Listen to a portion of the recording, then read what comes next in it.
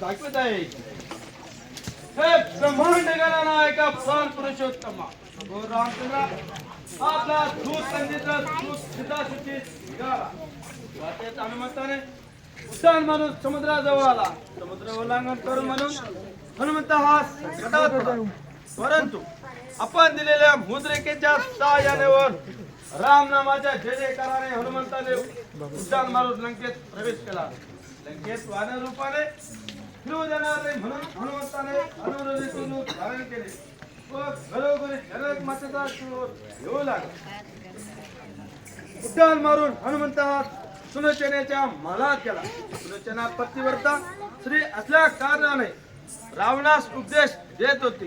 मामाजी हे पार तुम्ही कडलंकेवर विघ्न आणले आहेत. श्री प्रभू रामचंद्र कोणी साधारण मनुष्य नसून साक्षात नरनारायणाचा अवतार आहे. त्यांची जनककन्या तुम्ही लवकरच वध करा म्हणजे कडलंकेच्या राज्याची सुटका न्यावी. असे दुःखाचे शब्द ऐकताच हनुमंतास वाटले की ही जनक माता नसून इंद्रजिताची पत्नी सुलोचना होय. हनुमंताने उड्डाण मारून मंडोदरीच्या माळात गेला. मंडोदरी सुद्धा रावणास उपदेश देत होती की प्राणनाथा वल्लभा तुम्ही लंकेवर फार मोठे विघ्न आणले. प्रभू रामचंद्र कोणी साधारण मनुष्य नसून साक्षात नरनारायणाचा अवतार आहे. तरी तुम्ही त्यांची जानकी लवकरच परत करा म्हणजे 1 लक्ष पुत्र व 1.25 लक्ष नातूंचा संहार केल्याशिवाय खाणार नाही. तरी तुम्ही प्रभू रामचंद्र जानकी परत करा म्हणजे गडलंकेच्या राज्याची सुखाने होईल. असे दुःखाचे शब्द ऐकताच हनुमंतास वाटले की जनक माता नसून रावणाचे पती मंडोदरी होईल.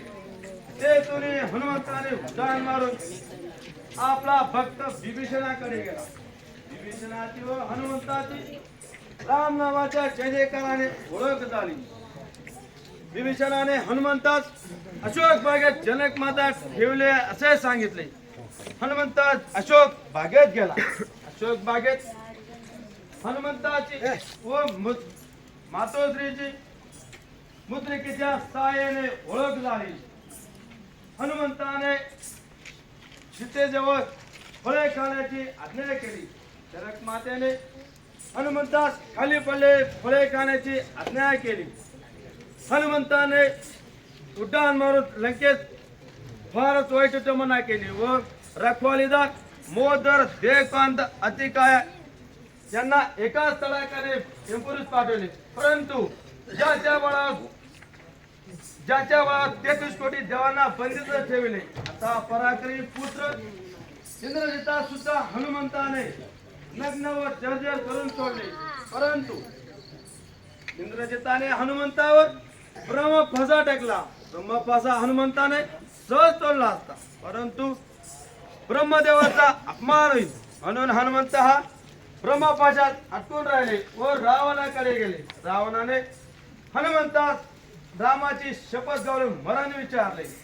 हनुमंताने तेच सांगितले. हनुमंताने सांगितले की सर्व दिव्य नगरीतले वस्त्र आणून हनुमंताच्या पुच्छे गुंडाळले व दिव्य नगरीतले तेल आणून हनुमंताची पुच्छे बुजवली. हनुमंताने उड्डाण मारून 1/3 लंका जाळून भस्म केली. तेथून हनुमंत निघाला पुढे समुद्राजवळ आला. समुद्राजवळ येऊन हनुमंताने आपल्या शरीराची शांतता केली. तेथून हनुमंत निघाला पुढे जनक मातेजवळ आला. जनक माता म्हणते की हे प्रभू रामचंद्र दीननाथा वल्लभा या 33 कोटी बंदिस्त असलेल्या देवांची सोडवणूक करा व आमची लवकर भेट घ्या. तेथून हनुमंत निघाला पुढे समुद्राजवळ ब्रह्मदेवाकडे आला. ब्रह्मदेवा म्हणतात की हे प्रभू रामचंद्र दीननाथा वल्लभा आम्ही बंदित असलेले 33 कोटी देवांची विनंती आहे की तुम्ही लवकरात लवकर या दुष्टांचा नायनाट करा आणि आमच्या ते बंदिस्त असलेले 33 कोटी देवांची सोडवणूक करा व जनक मातेची व तुमची लवकरच भेट घ्या. प्रभू रामचंद्र आपल्या सांगितल्याप्रमाणे ब्रह्मलोका वाचून झाला आहे. मित्रा सुग्रीवा खूप सगळ्या कपिवरांना हुकूम द्या, आपण लंकेला स्वारी करू चला. जो रामचंद्र आपल्या सांगितल्याप्रमाणे लंकेवर स्वारी करण्यास जाऊ चला. विभीषण गणपती कल्याण असो. पापी अमृत सात चरण मही मागू मोरे दुलार साजेऊ राम कहू अधिनाव होईल तुम्हारे बंधुराज. आपणास हात धरून विनंती करतो की प्रभू रामचंद्रांची जानकी द्यास परत करा एवढी माझ्या तोडून विनंती आहे. बंद विभीषण, तू माझा बंधू नसून केवळ शत्रू आहे. तू त्या श्रीरामाचा महिमास तोच की काय मन बरोबर लढणारा एकही वीर नाही. विभीषण मानवा सीता ताई परत देणार नाही. उलट सीतेचं लंकेचे राज्य करेल, समजलास? पापी अमृत रावण गुना उसी कधी शहाणा पापाच्या वरतीस स्वदेशी मुक्ती भक्त यातना देख तारक मधील प्रभू देखना रामाची सीता चोरून आणली बाजाना से माई सोडून बाग जातील परंतु ऐक माझ्या सत्यवचन मग होईल रे तुझे कल्याण. दशानना परसीमाते समान मानावे. राज्य असल्यास संपत्तीचा गर्व कदाही करू नये. म्हणून सांगतो की प्रभूंची वैर न करता मैत्र करा. गडलंकेचे राज्य अगदी सुखाने करा. सुनत दशानन उठारी साई कलतो प्रोई मृत्यू निकटाई खलसी निखल अचोक जगमाई मज भूल जोई सीता मम नाही. मित्र विभीषण, माझा विश्वबुद्धाचा पराक्रम सर्वत्र जगामध्ये सामर्थ आहे. माझबरोबर लढणारा एकही वीर नाही. तरी मी त्या मानवा सीता आताही परत देणार नाही. उलट सीतेचं लंकेचे राज्य करेन, समजलास? रावणाशी बोध करे विभीषण म्हणे बंधुराया जरी ना देशी सीता बुडविल राक्षस कुलवाया. ताप समुद्रावर तुझी देखता ओलके सुख पाणी रीच वानर मारती तुला ऐर सत्यवाणी. शेष शाहीर अवतार उभे ताप पाणी आदि माया जानकीने ऐर वचन मान. सप्त घटी रामायण कथिले ऋषी वाल्मिकाने परदारा पण हरला केले रूपाजाने केले वेदांचे खंडन म्हणतो मित्रे शाना.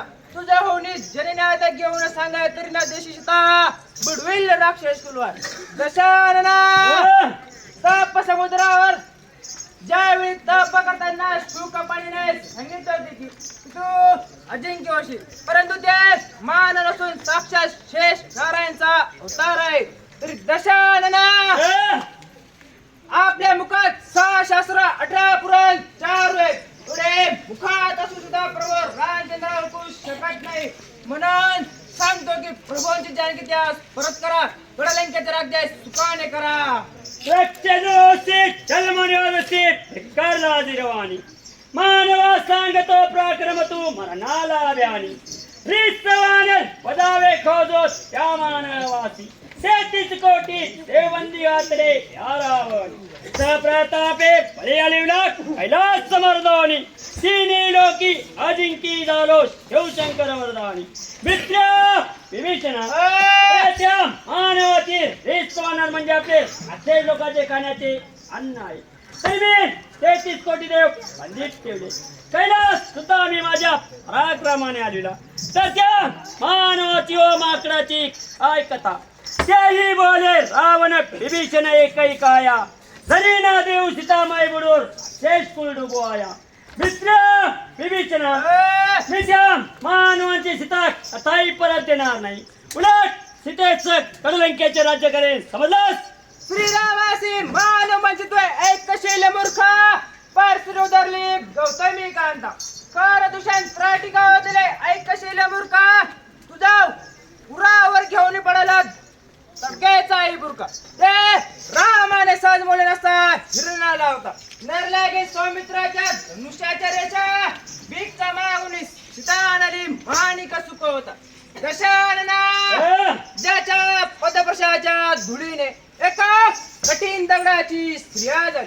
आपल्या राक्षस देवांना जिंकणार बंधो खर दुषण प्राटिका ज्याने एकाच बांधास यमाचा दरवर दाखविला आपला पुरुषार्थ सांग दशानना ज्यावेळी सीता स्वयंवर असताना तू तुझ्या उरावर शुचाप घेऊन पडाला होता तेव्हा प्रभू रामचंद्राने तुझ्या उरावरचा धनुष्य उचलून तुला जुदान दिले व जानकी माते इच्छा पूर्ण केली तरी दशानना तेच काय अरण्य खंडात सुद्धा मारीच मामाच्या साह्याने गेला असा तेथील पूर्ण कुठेही प्रभू रामचंद्राचा कनिष्ठ बंधू लक्ष्मणाने आडवी रेषा घातली होती ती रेषा सुद्धा तुझ्या नेवलांत आलेली आपला पराक्रम दशानना तरी अशी वीरांची वैर न करता मैत्री करा गडलंकेत राज्य पुत्रा सहित करू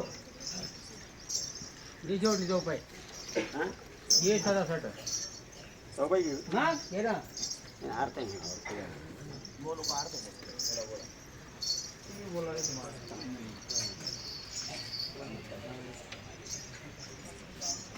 बोले ना का असं मला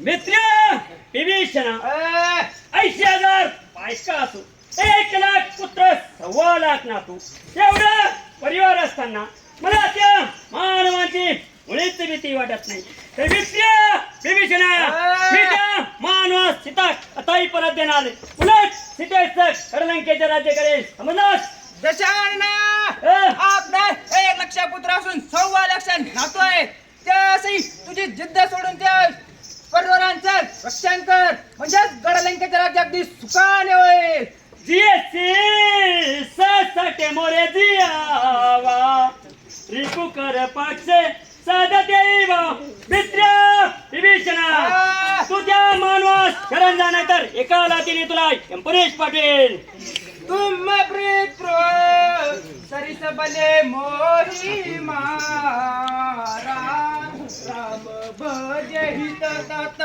तुम्हारा बंधुराज तुम्ही मला लात मारे तर तेव्हा पिता समानास राम सत्य संकल्प प्रभु सभा काल वस तोरे जाऊ प्रभु के पास जाऊ देऊ जाने करी बंधुराज आपणा सर्वांना माझा दिलेला सल्ला कदापि आवडत नाही म्हणून मी गडलंके सोडून प्रभू रामचंद्र शरण जात आहे वा जन्माचे सार्थक सुद्धा करीत आहे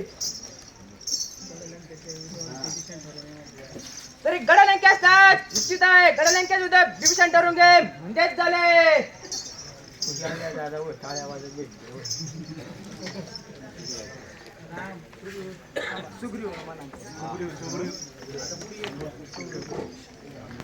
आलेला आहे तरी आपल्या सेनेमध्ये कोणी असं आहे का तो हा समुद्र आपण पार करू शकतो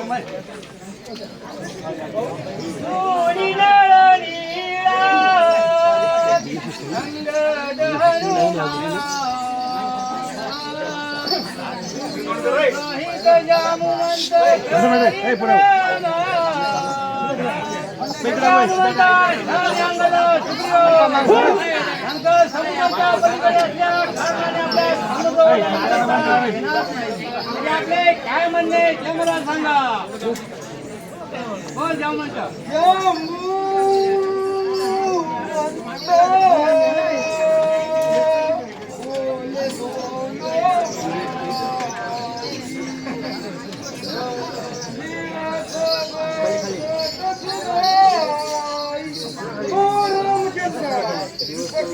विश्वकर्मा यांचे पुत्र नर आणि यांना ब्रह्मदेवाने वरदान दिले आहे की ते ज्या ठिकाणी सेतू बांधतील त्या ठिकाणी सेतू बांधला जाईल तरी तुम्ही त्यांना सेतू बांधण्याचे काम पाहिजे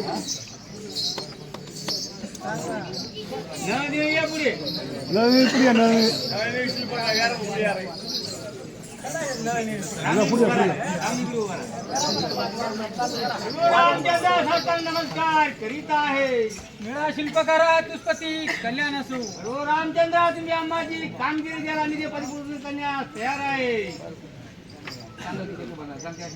तुम्ही लवकरात लवकर सेतू बांधा म्हणजे झाले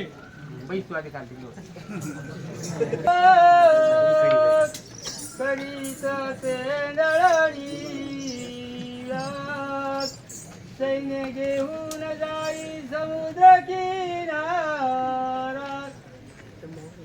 सगळ्या हनुमंता नव्यांगजा सुग्रीव सगळ्या पैसे तुम्हाला जाऊ चला माझा